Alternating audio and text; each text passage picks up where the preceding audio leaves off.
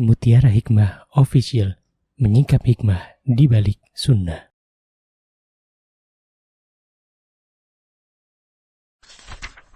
Salurkan donasi terbaik Anda untuk mendukung dakwah Mutiara Hikmah Official.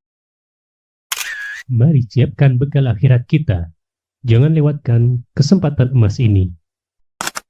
Ayo kita berkontribusi dalam program pembangunan Masjid Mutiara Hikmah yang dibina langsung oleh Ustadz Hanan Yasir MA dan Ustazah Imro'atul Azizah. Raih pahala umroh setara haji dalam program Umroh I'tikaf Ramadan di tahun 2026. Perjalanan penuh makna, bimbingan penuh ilmu bersama Ustadz Hanan Yasir MA dan Ustazah Imro'atul Azizah. Tempat terbatas, daftarkan diri Anda sekarang juga. Jangan lewatkan sensasi umroh full faidah plus daurah fikih hijrah di bulan Syawal tahun 2026 bersama Ustadz Hanan Yasir MA dan Ustazah Imro'atul Azizah.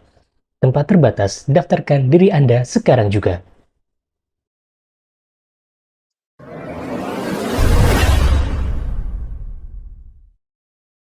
Baik, teman-teman, ibu-ibu di Majalengka yang saya cintai karena Allah, jamaah Majlis Talim Afiyah yang saya cintai karena Allah, judul yang diberikan kepada saya oleh panitia kajian itu judulnya apa? Menjadi ibu dan istri yang salihah.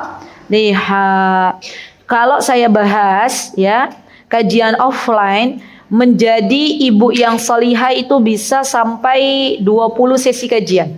Menjadi istri yang salihah bisa 10 sesi kajian. 20 tambah 10 berapa? 30 sesi kajian. Ibu-ibu di sini, Masya Allah, ngajinya ngebut ya. Ibu dan istri solihah, ya ibu-ibu insya Allah nanti akan belajar bersama-sama di 1 jam ya, Masya Allah.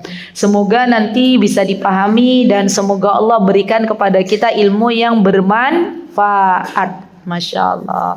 Tadi Ummu Ghifari ya, beliau berkata bahwa beliau mengira saya itu orangnya besar tinggi katanya. Dan itu memang bukan hanya Ummu Ghifari, teman-teman. Ya, pernah kami kedatangan tamu rombongan 1 bis dari Surabaya, ya. Itu suami istri. Memang tujuan utama ingin ikut daurah kajian di tempatnya Ustadz Abduh waktu itu, terus mampir ke tempat kami, ya. Mereka juga jamaah yang sering mendengarkan kajian online. Kemudian ketika ya bertemu dengan saya, di antara jamaah ada yang bertanya ke saya, Ustazah Imro'atul Azizah yang mana? Katanya gitu. Saya bilang, saya Bu gitu. Terus terpana. Oh, antum Ustazah Imro'atul Azizah. Injih. Kata beliau, Masya Allah Ustazah, saya dipeluk gitu ya sama ibu-ibu. Masya Allah, senior sudah lansia. Masya Allah Ustazah, maaf ngapunten. Orang Surabaya ya. Saya kira Ustazah itu orangnya tinggi besar, katanya, Masya Allah, Allahumma barik. Tapi ketika bertemu, Masya Allah, ternyata mungil gitu ya, Masya Allah. Ya itu jadi enggak sekali 2 kali, Masya Allah, beberapa jamaah kalau pas bertemu, Masya Allah. Jadi intinya suara itu ibu-ibu tidak mesti sama dengan orangnya. Ada nggak orangnya besar tinggi suaranya kecil? Ada, Masya Allah. Baik, hari ini insya Allah ibu-ibu kita akan belajar pelan-pelan ya. Menurut saya pelan-pelan itu lebih baik daripada cepat-cepat tapi malah tidak masuk gitu ya. Kita akan belajar mana dulu nih? Menjadi ibu yang salihah atau istri yang salihah dulu? Istri dulu, baiklah. Ya, bismillah. Ibu-ibu, teman-teman yang saya cintai karena Allah, ketika Allah Subhanahu wa taala memberikan kepada kita peran untuk menjadi seorang istri, maka bersyukurlah kepada Allah. Karena tidak semua wanita yang ada di dunia ini diberikan kesempatan oleh Allah untuk menjadi seorang istri. Ya, sekarang itu banyak loh, teteh-teteh, ya, ibu-ibu, wanita yang seharusnya sudah menikah tapi belum Allah kasih pasangan hidup. Kami ya, Yayasan Mutiara Hikmah di Yogyakarta pernah mengadakan ta'aruf ya untuk jamaah yang mau menikah ya. Yang ada biodata masuk 120 biodata akhwat, 20 biodata ikhwan. Ya, Masya Allah. Iya, banyak sekali. Dan ternyata biodata yang masuk akhwat itu rata-rata usianya rata-rata di atas 25 tahun. Sedangkan para ikhwan menginginkan kriteria yang diinginkan untuk pasangan hidupnya, untuk istrinya, wanita atau akhwat yang usianya di bawah 25 tahun. Ketemu enggak kira-kira? Biodata yang masuk rata-rata akhwat usia di atas 25 tahun. Ada seorang dokter perempuan usianya 32 tahun belum menikah. Masya Allah. Sedangkan kita kan sebagai panitia kan kita ini ya menyamakan gitu ya. Sedangkan ikhwannya maunya akhwat di bawah 25 tahun. Akhirnya tidak ketemu. Dari sini kita bisa mengetahui bahwa ternyata pada zaman sekarang ada banyak wanita-wanita yang belum dikaruniai oleh Allah Subhanahu wa taala pasangan hidup. Dan bagi kita yang sudah diberikan oleh Allah Subhanahu wa taala pasangan hidup, maka bersyukur dulu kepada Allah Subhanahu wa taala. Alhamdulillah. Ya, itu titik poin pertama, bersyukur. Kenapa Ustazah kok mesti bersyukur? Karena kalau kita bersyukur maka Allah Azza wa Jalla akan tambah nikmatnya. Ya. Yang kedua, teman-teman, sadarilah bahwa ketika kita menjadi seorang istri, maka itu adalah sarana untuk kita bisa lebih mudah memasuki surganya Allah Subhanahu wa taala. Ya. Bukankah Nabi kita Muhammad sallallahu alaihi wasallam beliau bersabda, apa kata Rasulullah?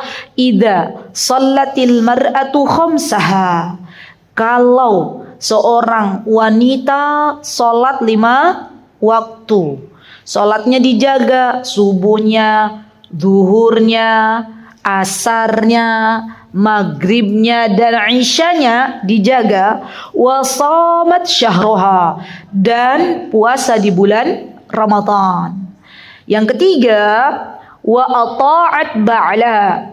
Ata'at ba'laha dalam bahasa Arab artinya adalah mentaati suaminya. Serta yang keempat adalah wa hafizat farjaha. Yang keempat adalah menjaga dirinya. Maka kalau ada seorang muslimah memiliki 4 kriteria ini, ya sholat 5 waktunya dijaga, datang bulan Ramadan berpuasa, mentaati suaminya, menjaga diri tidak menjadi pelakor. Ya, kemarin saya mengisi di Bintaro, ya, saya dan Ustadz Hanan dan suami ya mengisi bareng di waktu yang bersamaan tapi beda audien. Saya mengisi ibu-ibu kajian di ruang bawah tanah, ya Ustadz Hanan suami mengisi di ruang atas. Judulnya apa? Judulnya kalau saya judulnya jangan tertipu dengan webinar, ya perebut bini orang. Ya, kalau Ustadz Hanan judulnya jangan tertipu dengan pelakor, ya perebut laki orang. Ya, kenapa demikian? Kenapa kok di Jakarta khususnya ya di Bintaro di Tangerang itu diangkat tema tersebut ya dari panitia temanya? Karena ternyata banyak sekarang nih zaman sekarang wanita-wanita muslimah yang sudah tidak lagi pandai menjaga dirinya.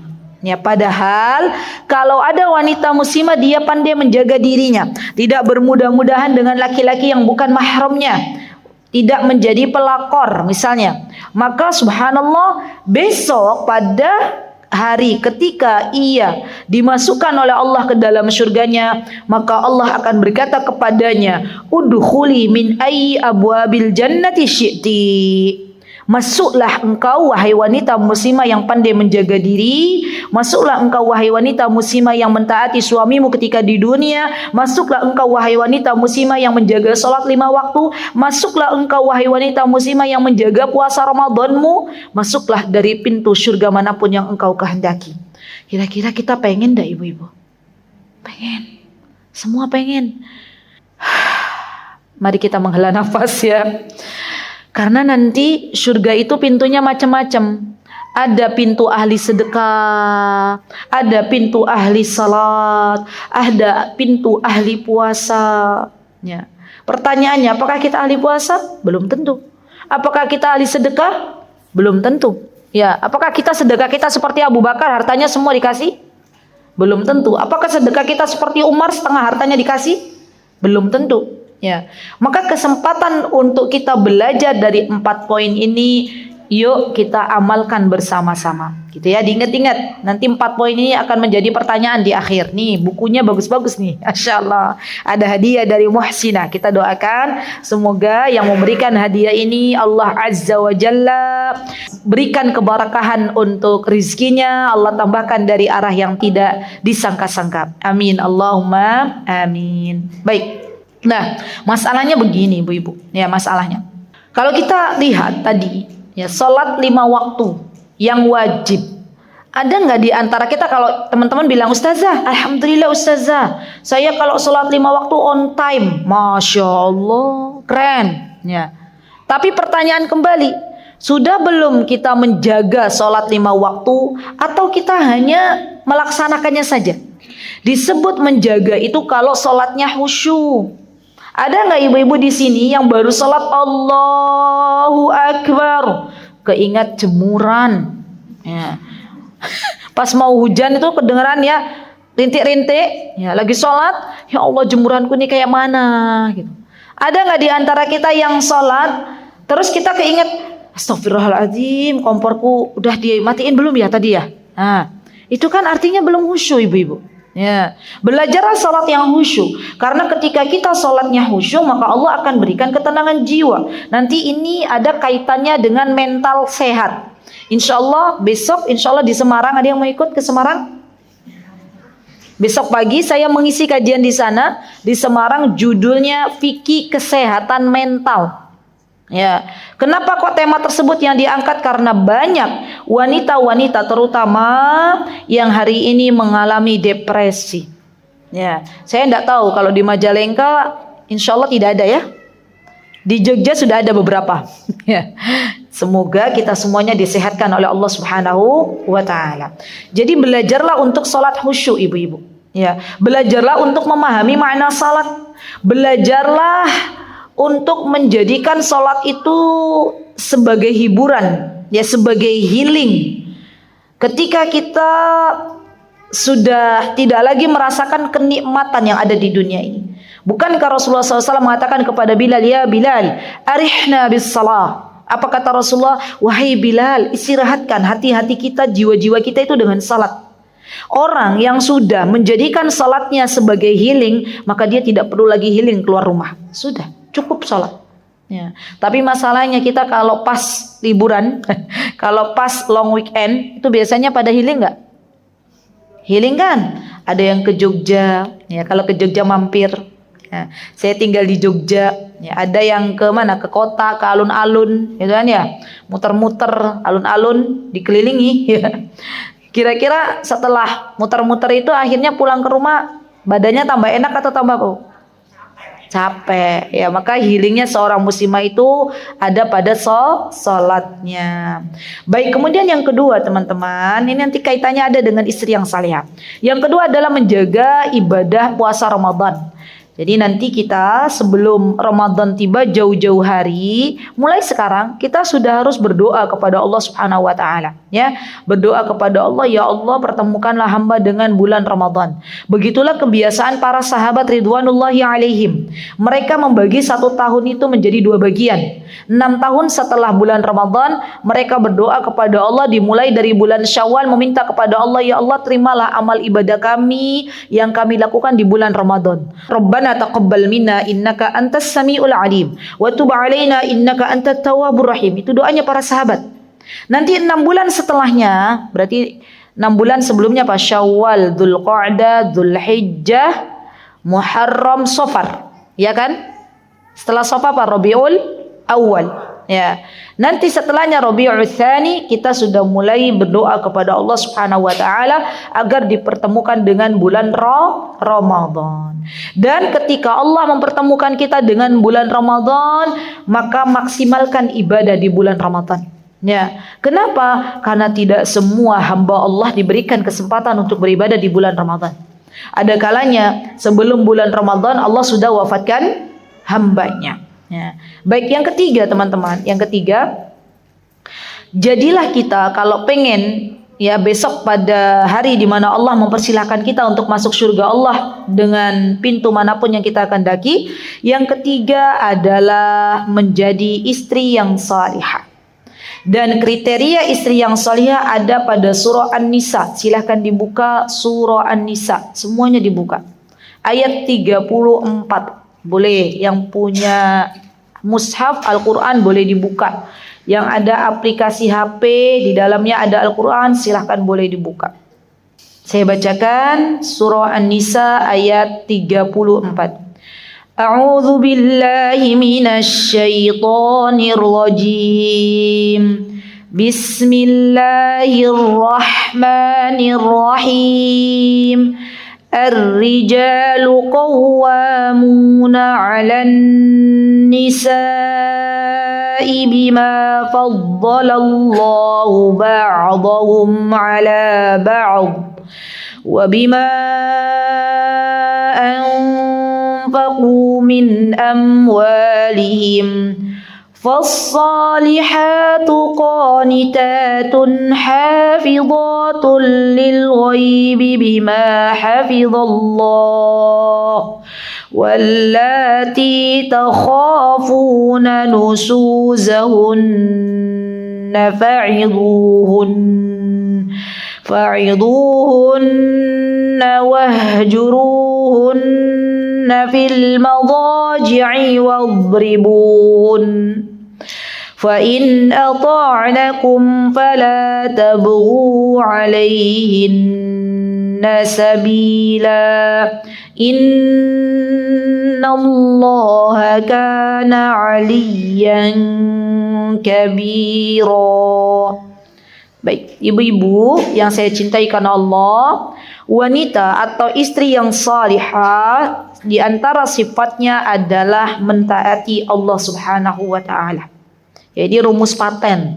Kalau kita pengen menjadi istri yang salihah, maka paksa diri kita untuk menjadi hamba Allah yang nurut, yang taat. Bukankah kita itu dihidupkan di dunia untuk beribadah kepada Allah? Kalau kita dihidupkan di dunia untuk beribadah, maka modal utamanya adalah taat, manut, derek, bahasa Jogjanya. Derek itu ikut, gitu ya. Mengikuti siapa? Mengikuti Rasulullah Sallallahu Alaihi Wasallam. Ya, jadi subhanallah teman-teman, ya bersyukurlah atas nikmat hidayah yang Allah berikan kepada kita, dan perbanyaklah berdoa, ya muqallibal qulub tsabbit qalbi ala dinik. Ya, ketika seseorang itu telah diberikan hidayah untuk lebih mengenal Allah Subhanahu wa taala, maka sesungguhnya ini adalah kebaikan yang sangat besar. Ketika seseorang diberikan nikmat ya oleh Allah Subhanahu wa taala untuk mentaati Allah, untuk mentaati Rasulullah, untuk bisa menjauhi apa-apa yang dilarang oleh Allah Subhanahu wa taala dan Rasulnya, maka ini adalah bagian dari nikmat yang harus kita syukuri. Ya, banyak di antara kita tahu perintah-perintah Allah, tahu larangan-larangan Allah, tapi sulit rasanya untuk meninggalkan larangan-larangan Allah. Contohnya apa? Kalau ada pada diri wanita muslimah, contohnya adalah menjaga lisan.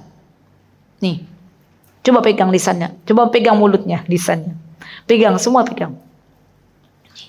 Apa yang menyebabkan banyaknya wanita di dalam neraka?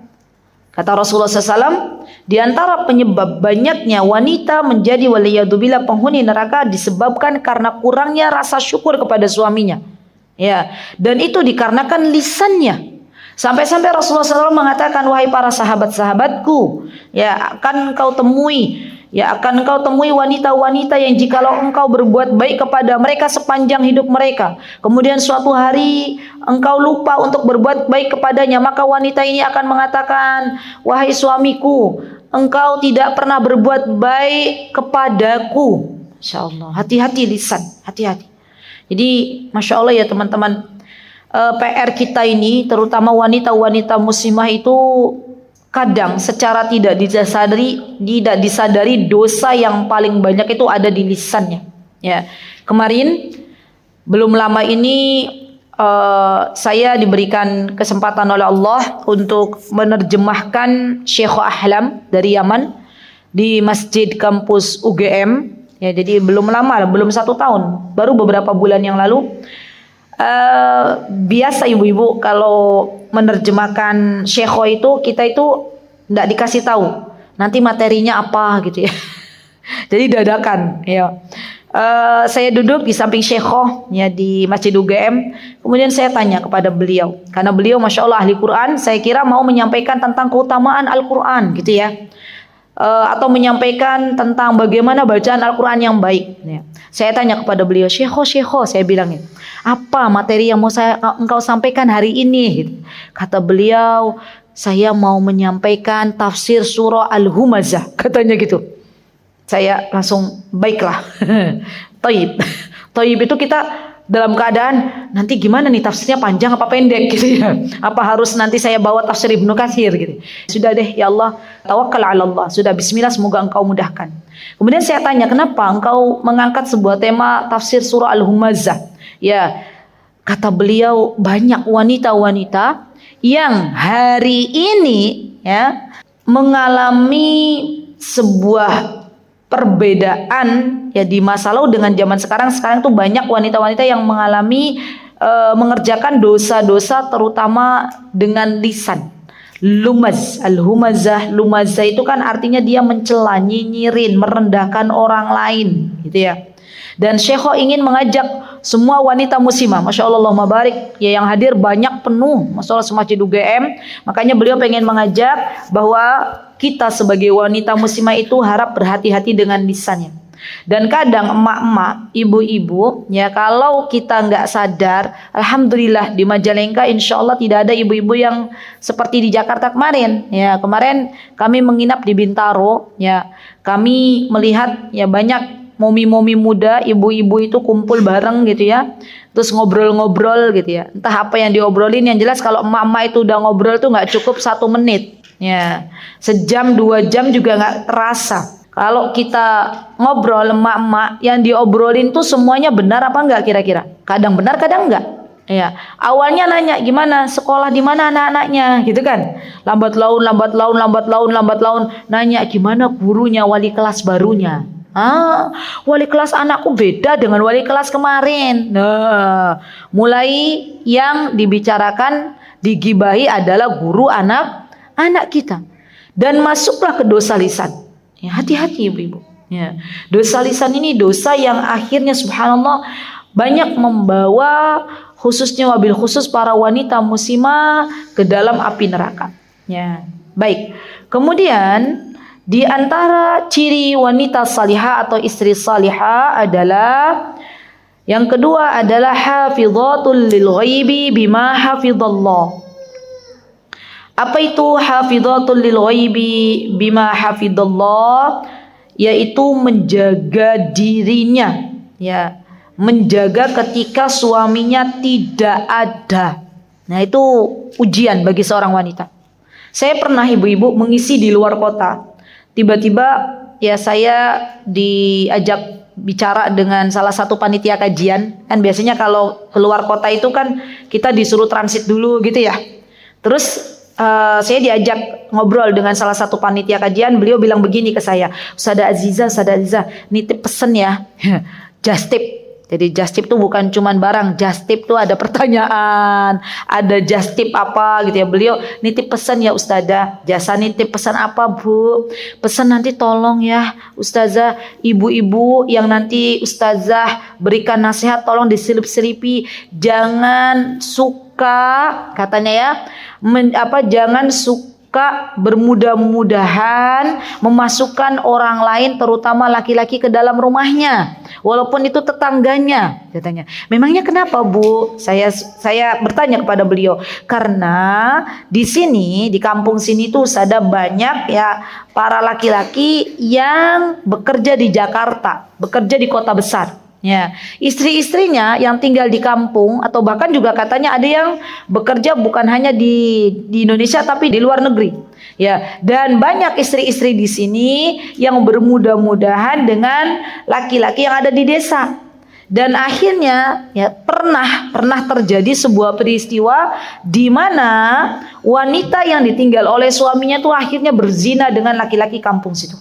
Na'udzubillah, summa na'udzubillah. Maka seorang istri yang salihah ketika suaminya tidak ada di rumah, jaga diri baik-baik. Jadilah wanita yang penuh dengan harga diri. Jadilah wanita yang memiliki rasa malu. Jadilah wanita yang takut kepada Allah Subhanahu wa taala. Walaupun suami kita tidak melihat, tapi Allah Zat yang Maha melihat. Ya, banyak di antara kita ketika suami tidak ada, kita bermudah-mudahan untuk bermaksiat kepada Allah Subhanahu wa taala. Bu, yang namanya ketika kita ditinggal oleh suami kita untuk suatu urusan keluar kota, artinya kita itu sedang diberikan amanah. Allah akan bertanya kepada kita, bagaimana engkau menjaga amanah yang telah engkau berikan, yang telah suami berikan kepadamu. Ya, dan itu menjadi sebuah pertanggungjawaban kita semuanya. Ya, jadi istri yang salihah itu istri yang dia menjaga dirinya ketika suaminya tidak ada di rumahnya, menjaga harta suaminya. Ya, harta suaminya artinya apa? Berarti dia pandai mengelola harta yang dititipkan suami kepadanya. Ya, Masya Allah. Baik. Kemudian di sini teman-teman, ya, di antara ciri istri yang salihah, ya, bukan hanya taat kepada Allah dan Rasulnya, tapi juga mentaati suaminya. Masya Allah. Dan ini biasanya ibu-ibu ini paling berat. Ada nggak di antara kita yang lagi masak nih, sebentar lagi matang masakannya, ya semenit 2 menit lagi lah matang gitu ya. Lagi masak apa biasanya orang Majalengka sukanya makanan favorit? Apa makanan favorit orang Majalengka? Kalau orang Jogja kan gudeg, ya, orang Majalengka apa? Katel, apa tuh yang dimasak? Karedok dikukus atau diulek? Oh, itu dimasak di atas api nggak? Saya pengen masakan yang dimasak di atas api. Ampas kecap. Tawadu ya. Ya. Oh, orang kita ini ampas yang seharusnya nggak boleh dimakan masih tetap dimakan. Pismol apa? Orang Sunda teh bukan pepes tapi pesmol. Itu kan ciri khas Sunda ya. Pesmol dimasak di atas api kan. Nah, teman-teman, kalau ada di antara kita yang lagi masak pesmol, sebentar lagi matang gitu ya. Suaminya memanggil, "Istriku." Kira-kira jawaban kita apa? "Baik, bebebku." Atau kita bilang, "Tanggung, sebentar." Gitu kan? Ya, sebentar lagi juga mateng, ya. Apa bahasa Sundanya sebentar lagi matang? Sakedap deui gitu ya. Masya Allah. Bu, ketika kita mengatakan sakedap deui gitu ya, atau sebentar lagi, dalam pikiran suami, ya, ketika ada seorang istri tidak mau melayani suaminya atau telat dalam memenuhi panggilan suaminya, maka suami yang normal, ya, itu punya pikiran pengen mencari yang kedua, ketiga, dan keempat, gitu ya. Betul ini mah.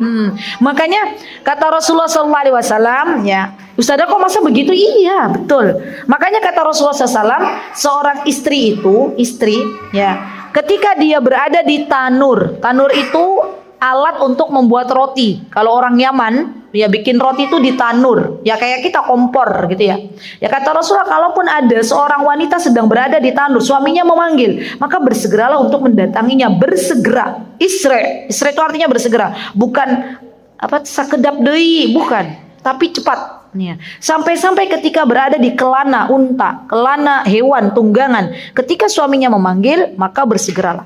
Ya, Bu, zaman sekarang, ya saya nggak nakut-nakutin, banyak laki-laki yang akhirnya laki-laki baik, sudah ngaji, ya, Masya Allah, sudah kenal sunnah, kemudian LDM-an dengan istrinya, akhirnya di kota lain dia berselingkuh.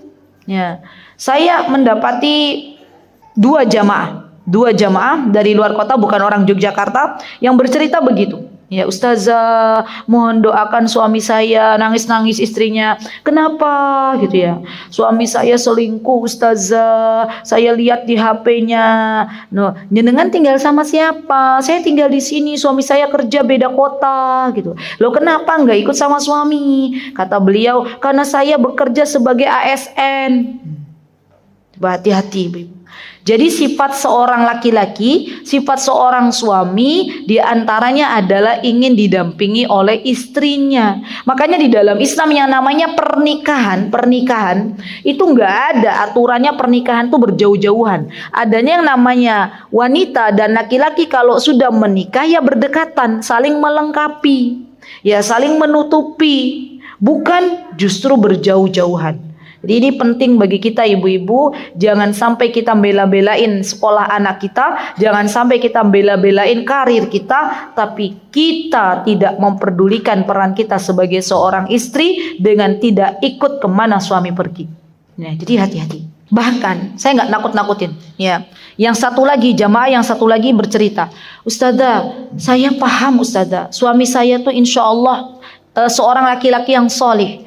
Saya bersaksi ya, kalau suami saya itu soleh, katanya ya. Saya nggak akan pernah menyangka kalau ternyata suami saya yang soleh itu ternyata jadi ada wanita yang memang mengincarnya, gitu ya, menjadi incaran, ya menjadi incaran ya seorang wanita, ya jadi ada seorang wanita yang memang ngincarnya tuh ngincar orang yang sudah menikah. Ya, dan didekati, akhirnya terjadilah ya kejadian yang tidak diharapkan. Subhanallah, padahal suaminya sudah dikatakan oleh istrinya saleh. Ya. Ketahuilah bahwa kita itu hidup di sebuah zaman di mana ada banyak wanita dan laki-laki yang paginya muslim kemudian sorenya sudah tidak lagi muslim. Apa kata Rasulullah SAW? Badiru bil a'mal, ya kan? Kata Rasulullah, bersegera untuk beramal saleh, ya. Karena fitnah pada hari ini itu sangat mengerikan. Barusan tadi pagi saya mengisi di Depok. Ya, judulnya apa? Judulnya adalah fitnah akhir zaman.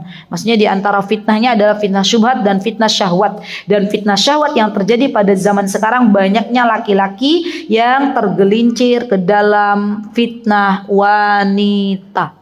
Bu, saya tanya, ya, kalau suami kita harus pergi kemana, kemudian suami kita mengajak kita, ya, sebisa mungkin ditemani, ya. Kecuali kalau suaminya kerja di tengah laut. Nah itu ada tuh, ya, jamaah orang Jogja, suaminya kerja di tengah laut, ya, nggak bisa istrinya ikut-ikutan ke sana karena semuanya laki-laki. Nah, maka kalau seperti itu berarti itu uzur. Tapi kalau ada seorang laki-laki yang sudah menawarkan kepada istrinya, yuk temani aku, tapi kita nggak mau menemani, jangan salahkan suami-suami kita kalau sampai dia melakukan macam-macam di luar harapan kita, gitu ya. Dan ini saya tekankan karena saya sayang kepada ibu-ibu semuanya. Ya, banyak kerusakan rumah tangga pada zaman sekarang itu dikarenakan adanya pelakor dan pebinor. Ya, pelakor dan pebinor ya. Berarti bahasa Sundanya teh apa? Pelakor, perebut laki orang. Apa tuh? Nggak ada ya? Hah? Sama pelakor ya? Baik. Yang keempat, ibu-ibu, ya. Yang keempat adalah pandai-pandai menjaga diri. Ya tadi wahafidot farjaha. Nah, gimana tuh caranya? Di zaman penuh fitnah, kita diminta untuk menjaga diri. Maka Allah Subhanahu wa taala memberikan solusi. Solusinya apa? Untuk bisa kita menjaga diri, solusinya adalah dengan bertakwa. Itu solusi. Ya. Seorang wanita muslimah ketika dia bertakwa kepada Allah, merasa diawasi oleh Allah Subhanahu wa taala, muraqabah, maka insya Allah wanita muslimah ini selamat. Oke, menjadi istri yang salihah cukup, karena saya lebih pengen diperpanjang menjadi ibu yang salihah. Baik, sekarang kita belajar menjadi ibu yang salihah. Ya, masya Allah, ini ngebut ini, sistem kejar kebut gitu ya. Ibu-ibu yang saya cintai karena Allah, ya, menjadi ibu yang salihah di era digital. Nah, ini saya akan bahas yang lebih sesuai dengan zaman sekarang. Gimana tuh caranya menjadi seorang ibu yang salihah di era digital itu?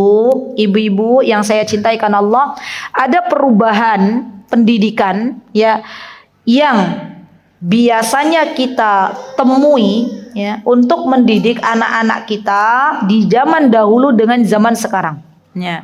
Zaman dahulu sebelum adanya HP, sebelum adanya teknologi yang sangat luar biasa seperti zaman sekarang, orang tua mendidik anak-anaknya dengan penuh rasa cinta dan sayang. Ya, zaman dulu belum banyak ilmu parenting seperti sekarang, iya nggak? Coba saya mau tanya nih, ibu yang pakai kacamata, ya, ibu usianya berapa? Ini ibu yang pakai kerudung coklat, ya, ibu berapa usianya? Atau ibu kenapa bingung? Tanya ke sebelahnya. Oh kaget. Aduh, mimpi apa semalam ditanya ustazah gitu ya. Masya Allah. 57 Bu, saya doakan dulu semoga Allah Subhanahu wa taala memberikan keberkahan untuk usia ibu. Semoga Allah Subhanahu wa taala memberikan keistiqomahan untuk ibu, dan semoga Allah Azza wa Jalla memberikan keturunan yang salih dan salihah untuk ibu. Amin Allahumma amin. Zaman dulu kala, sekarang jawab pertanyaan saya gantian. Ya. Zaman dulu waktu ibu ya Masya Allah mendidik anak-anak, ya zaman dulu itu pernah nggak dengar ilmu parenting, ilmu pengasuhan, pernah dengar nggak? Nggak ada. Jadi dulu bekalnya apa tuh didik anak-anak? Oh, pengasuhan yang berasal dari orang tua. Masya Allah. Orang tua mendidik A, kita ikutan mendidik A gitu ya. Masya Allah. Itu masih relevan ya, maksudnya masih nyambung ya. Baik, terima kasih Bu.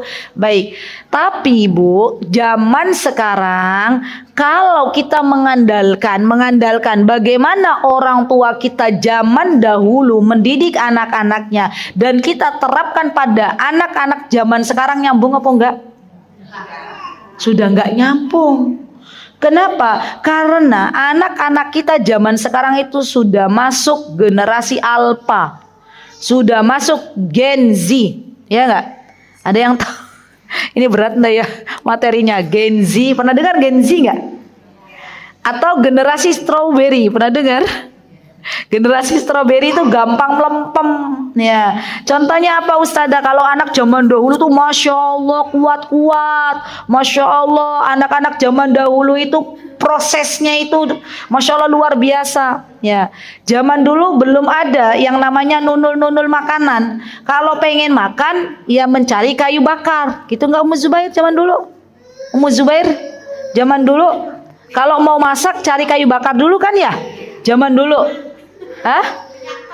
Minyak tanah. Kalau di kampung-kampung Gunung Kidul itu pakai cari kayu jati ya. Terus baru masak, karena simbah kami orang Gunung Kidul, simbahnya Ustadz Hanan orang Gunung Kidul, itu masih tuh pakai kayu bakar di Gunung Kidul ya. Nah, perlu proses minyak tanah, pelan-pelan masaknya gitu kan. Baru kemudian kita bisa menikmati hidangan makanan. Zaman sekarang anak-anak, ibu-ibu, yang namanya makan itu tinggal duduk-duduk santai, ya nunul datang makanan. Gitu nggak sih? Ya, berarti mereka tidak ada di dalam kehidupan mereka itu daya juang. Ya.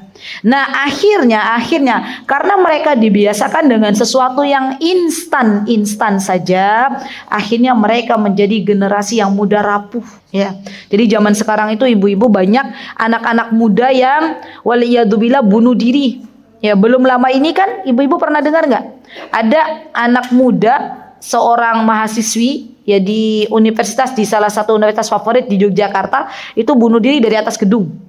Ya, di mana? Di kampusnya.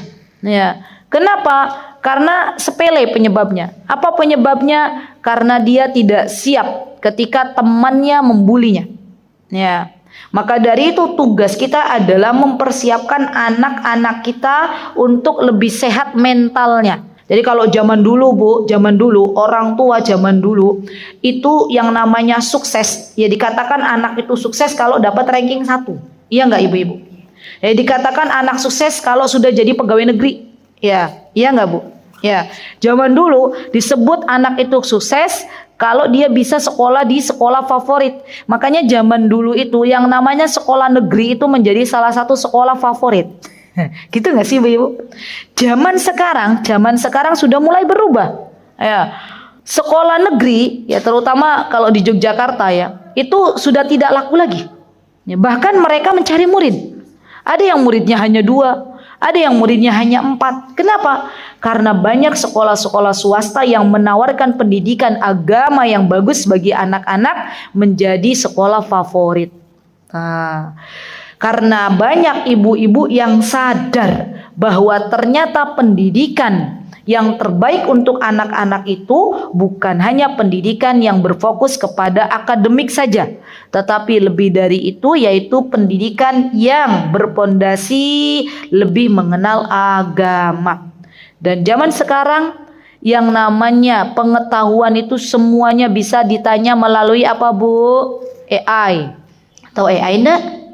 ChatGPT. Anak saya ya, kalau mau tahu misalnya ikan paus itu apa gitu ya, bilang ke kakaknya, kak tolong tanyain AI kak, ikan paus itu apa gitu ya. Nanti ikan paus itu apa, terus nanti kan muncul tuh ikan paus adalah nah gitu kan ya. Masya Allah. Zaman dulu Bu, zaman dulu kita itu belajar menghafal nama-nama menteri ya. Masih ingat? Menteri Penerangan, iya kan? Zaman sekarang perlu nggak kita mengenal menteri-menteri? Sudah tidak perlu. Ganti kabinet ya ganti menteri. Ya, makanya subhanallah pendidikan zaman sekarang itu ibu-ibu lebih kepada basicnya, lebih kepada agama. Ya, maka di antara nih ya, step by step untuk mendidik anak kita di era milenial ini adalah mengenalkan Allah di dalam kehidupannya. Sudah, ini menjadi kurikulum paten sepanjang hayat sampai hari kiamat. Ya, mengenalkan Allah pada kehidupannya. Ya. Banyak orang tua yang lalai, banyak orang tua yang abai, akhirnya anaknya menjadi lebay. Ya. Banyak orang tua yang merasa bahwa aku sudah memberikan materi, saya sudah memberikan uang cukup membayarkan SPP, tapi dia lupa untuk memberikan perhatian kepada anaknya. Ya. Banyak orang tua yang mengejar karir tapi lupa mengenalkan Allah Subhanahu wa taala kepada anak-anaknya. Maka saya izin berpesan ya untuk sekolah Al-Afiyah, tolong guru-guru, para ustadz, para ustazah dimulai dari tingkat TK, itu anak-anak bukan lagi diajarkan utamanya calistung. Ya, calistung boleh nggak belajar? Ada yang mengatakan boleh, ada yang mengatakan tidak boleh. Ya, terserah nanti orang tuanya mau ngambil jalur yang mana. Yang jelas di masa-masa TK anak-anak perlu dikenalkan sebanyak-banyaknya Allah Subhanahu wa taala. Bagaimana mencintai Allah, bagaimana mencintai Islam itu sendiri, bagaimana mencintai Rasulullah SAW, rasa cinta yang didahulukan. Jadi pendidikan terbaik adalah pendidikan ya untuk kita memberikan rasa cinta anak-anak kita mengenal agama yang mulia ini. Ya, Ustazah, kalau saya punya anak tapi saya didik anak saya di rumah, boleh, silakan dikenalkan. Ya, ada makanan di meja makan, kita mulai kenalkan kepada anak-anak kita. Nah, ini makanan dari siapa ya? Dari Allah, gitu ya. Kita yang mengenalkan. Alhamdulillah ya nak ya, Allah tuh zat yang maha baik ya. Allah berikan kepada kita nafas yang segar. Alhamdulillah ya nak ya, ada nasi di meja makan. Sering-seringlah kita begitu ibu-ibu. Ya, karena banyak zaman sekarang anak-anak yang sudah mulai berputus asa ketika dia tidak lagi mendapatkan apa yang dimintanya, lupa bersyukur kepada Allah Subhanahu wa taala. Dan saya yakin kalau kita menjadi seorang ibu yang tangguh, menjadi seorang ibu yang sering mengenalkan Allah di dalam kehidupan anak-anak kita, maka insya Allah anak-anak kita menjadi anak-anak yang memiliki karakter yang kuat. Ya. Dan katakan kepada anak kita, tenang nak, jangan kau risau, jangan kau gelisah, jangan kau takut, tenang, kita punya Allah. Gitu ya. Jadi kurikulum di tempat kami, ya kemarin juga saya melihat ya sekolah yang ada di Jakarta sekarang sudah mulai masuk, kalau di area TK itu sudah mulai masuk kurikulumnya mengenal Allah, ya dimulai dari mengenal Allah. Ya. Kita katakan kepada anak-anak kita, tenang nak, ya ada Allah. Itu sering-sering kita katakan begitu. Nanti ketika kita seringkali mengatakan kepada anak-anak kita, tenang nak, Allah akan menjagamu. Insya Allah biidnillah, anak kita ketika sudah mulai besar, mereka insya Allah menjadi manusia-manusia yang selalu optimis. Tahu optimis? Ya tidak pesimis. Manusia-manusia yang memiliki harapan besar kepada Allah Subhanahu wa taala. Itu untuk mendidik anak-anak generasi stroberi itu kenalkan Allah. Ya. Katakan bahwa Allah itu zat yang tidak akan pernah meninggalkanmu. Katakan bahwa ketika engkau punya masalah, kembali kepada Allah Subhanahu wa taala, maka Allah akan menolongmu. Ya, pelajari lagi hadis ihfadillaha yahfadka, ihfadillaha tajidhu tujahaka. Nah, itu bagus tuh. Ya, jagalah Allah maka niscaya Allah akan menjagamu. Bagaimana menjaga Allah? Menjaga Allah adalah dengan menjalankan apa-apa yang diperintahkan oleh Allah. Kurikulum TK itu kurikulum banyak-banyak mengajarkan mengenalkan Allah. Ya sudah. Nanti masuk ke SD teman-teman, barulah kita kenalkan sholat. Ya, barulah kita kenalkan hukuman. Misalnya ada perintah-perintah apa dari Allah, mulai dikenalkan. Saya sering mengatakan, ya akhwat, yuk kita merujuk kembali kurikulum yang diajarkan oleh Rasulullah SAW. Bukankah Rasulullah mengatakan, apa kata Rasulullah SAW? Kata beliau, perintahkanlah anak-anakmu untuk sholat di usia 7 tahun. Gitu kan Rasulullah bilang begitu. Ya. Dan pukullah anak-anak kalian ketika belum mau sholat di usia 10 tahun. Berarti ada waktu jeda dari usia 7 tahun, 7 masuk 8, 9, 10, 3 tahun. Ini kurikulumnya adalah kurikulum sholat. Ya. Dampingi anak-anak kita untuk sholat secara disiplin. Kenalkan anak-anak kita apa keutamaan sholat. Jadi Masya Allah ya teman-teman, PR-nya tuh banyak. Saya pernah mendapatkan sebuah cerita dari seorang ibu, di mana kata ibu ini, ustazah, dulu waktu anakku usianya 4 tahun, anakku tuh rajin banget sholat. Ya, ikut sama abinya sholat ke masjid, laki-laki anaknya. Tapi ternyata sekarang sudah mendekati balik, usianya udah 12 tahun, dia malas-malasan untuk sholat. Saya bilang terlalu cepat Anda mengajarkan sholat kepada anak. Ya. Jadi subhanallah Bu, sholat itu adalah perkara yang harus kita benar-benar kawal kepada anak-anak kita. Katakan kepada anak-anak kita, untuk apa engkau sholat? Kita saja yang sudah besar, kadang kita nggak tahu untuk apa sih kita sholat, gitu kan? Bagaimana dengan anak-anak kita yang masih kecil? Kalau kita sudah kenalkan untuk apa engkau sholat wahai anakku, maka insya Allah sepanjang hidupnya, insya Allah biiznillahi ta'ala dia akan menegakkan sholat. Ya. Dan bagi teman-teman yang punya anak laki-laki, kawal anak laki-lakinya untuk sholat di masjid. Ya, saya alhamdulillah kami ada anak laki-laki, namanya Hamzah. Usianya sekarang sudah 8,5. Ya, berarti kan sudah dikawal dari usia 7 tahun tuh untuk masalah perkara sholat. Ya, kadang kalau pas suami ya ada jadwal kajian ba'do subuh, berarti dari rumah tuh jam 4 sebelum subuh udah berangkat. Ya, subuh malam ya, berarti subuh kan menjelang pagi, masih gelap gitu ya. Biasanya saya bangunkan ya anak saya itu, kemudian saya antar ke masjid di kegelapan malam. Saya berdoa kepada Allah, ya Allah, Engkau zat yang maha menyaksikan peristiwa ini. Ya Allah, jadikan anakku orang yang menjaga salat di sepanjang hidupnya. Rabbi ja'alni muqimas salat wa min dzurriyyati. Ya. Bahkan ketika kami misalnya umroh, saya sama suami menjadi pembimbing umroh, ya anak-anak di rumah, itu saya minta kepada salah satu saudara yang sudah kita anggap saudara, ya laki-laki, ya, itu untuk mengawal anak kami sholat ke masjid. Ya, datang kalau pas jamnya sholat, ya datang ajak ke masjid. Kenapa Bu? Karena kalau kita sampai tidak mengawal anak-anak kita di usia 7 sampai 10 tahun, masalah perkara sholat tidak kita kawal, kita lembek dalam masalah perkara sholat, maka jangan harapkan anak-anak kita yang lebih banyak untuk memperhatikan sholatnya di usia-usia selanjutnya. Gitu loh. Jadi coba deh yuk kita mulai lagi menata kembali kurikulum pendidikan ala Nabi itu seperti apa. Ya. Nanti setelah usia 10 tahun, 11, 12, 13, 14, baru kita siapkan anak-anak untuk menjadi seorang suami dan seorang istri yang baik. Ya. Bu, dulu ketika kami masih di Yaman, ya.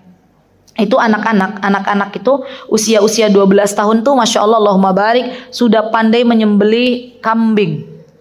Ya, anak-anak usia 12 tahun. Dulu waktu putri kami lahir di sana, yang menyembelih akikoh kambing, ya kami itu anak SD kelas 3. Tuh nyembelih kambing. Masya Allah Allahumma barik. Kemudian saya tanya, ya siapa yang mengajarimu? Abi. Katanya abati yang mengajariku. Masya Allah. Anak kita orang Indonesia, usia kelas 3 SD ada nggak yang bisa nyembelih ayam? Boro-boro katanya gitu ya. Adanya makan Ustazah ya. Bu, saya dulu punya tetangga ya. Tetangga saya itu punya anak perempuan, usianya 12 tahun tuh sudah bisa membereskan semua pekerjaan rumah tangga. Dari mulai masak, dari mulai nyuci baju, dari mulai nyetrika, dari mulai beberes rumah rapi semuanya. Siapa yang ngajarin? Ibunya. Masya Allah. Jadi kadang kita ini ibu-ibu zaman sekarang, zaman digital, tapi kita lupa dengan kurikulum-kurikulum dasar ini. Ya, coba deh, yuk Bismillah, kita bareng-bareng nih, ya, mulai menyiapkan anak-anak kita menjadi generasi yang tangguh. Nah, seperti apa Ustazah kalau anak kita sudah memegang HP, apa yang harus kita lakukan? Yang harus kita lakukan pondasi di awal adalah ya kita ingatkan anak-anak kita bahwa apa yang kamu lakukan, apa yang kamu lihat, apa yang kamu dengar, semuanya dilihat sama Allah Subhanahu wa taala. Ya, jadi bab muraqabatullah, senantiasa merasa diawasi oleh Allah, ini menjadi materi yang paling penting untuk anak-anak kita. Ya, coba disampaikan. Ya. Belum lagi nanti ada Bu, ya, di mana kita sebagai orang tua itu harus mempersiapkan anak-anak kita untuk menghadapi masa-masa transisi pra-akil baligh. Nah, ini tuh tugas lagi nih, penting lagi. Ada banyak anak-anak zaman sekarang yang balighnya sudah lebih cepat tapi akilnya belum. Ya, ada banyak anak-anak zaman sekarang yang suka nonton tontonan-tontonan yang tidak baik untuk ditonton, akhirnya balighnya lebih cepat. Ya, zaman dulu kita usia SMP baru kita dapat menstruasi. Zaman sekarang anak-anak usia SD sudah banyak yang mendapatkan menstruasi. Ya, maka dari itu kita sebagai seorang ibu, ya walaupun kita berada di zaman digital, kita perlu untuk ingatkan anak kita bahwa sejatinya seorang wanita, seorang perempuan itu pasti akan mendapatkan menstruasi. Ya, dan persiapan pra-akil baligh itu butuh ilmu. Jadi banyak ya, kurikulum pra-akil baligh itu dipelajari. Kurikulum salat itu dipelajari. Kurikulum muraqabatullah merasa diawasi oleh Allah. Ini pondasi dasar untuk mendidik anak di zaman digital. Ya, jadi merasa diawasi oleh Allah. Jangan sampai anak-anak kita, Bu, ya, hanya takutnya kepada kita. Jangan. Ya, kalau selama ini kita mendidik anak-anak kita takut kepada kita, bisa jadi ketika kita tidak melihat anak-anak kita, mereka mencoba untuk membuka situs-situs yang seharusnya tidak mereka buka. Ya, ajarkan anak-anak kita bahwa apapun yang engkau buka wahai anakku, ada malaikat di sampingmu. Apapun yang engkau dengar wahai anakku, ada Allah yang melihatmu. Dan berhati-hatilah ketika kita memberikan HP kepada anak-anak. Saya dan Ustadz Hanan memberikan media HP kepada anak kami itu di usia yang pertama di usia 18 tahun baru kami berikan.